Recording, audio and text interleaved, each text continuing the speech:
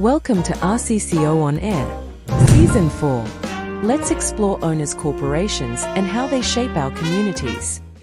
In Gubic and Owners Corporation PS326467G 2025 in VCAT, this case involved a broad set of complaints about maintenance, safety, communication, and governance in a large residential development. It demonstrates how VCAT works through multiple issues and may make corrective orders even when many claims are not proven.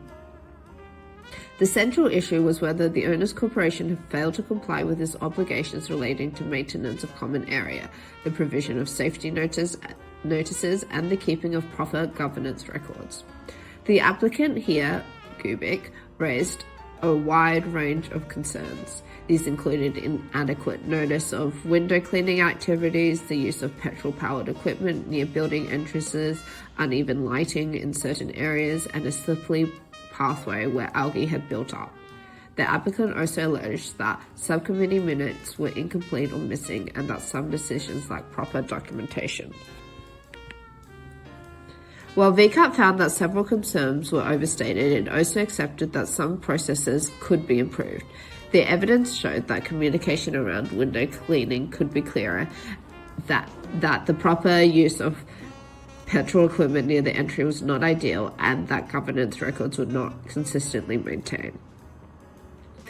Owners corporations have statutory duties to maintain common property under Section 46 of the Owners Corporation Act.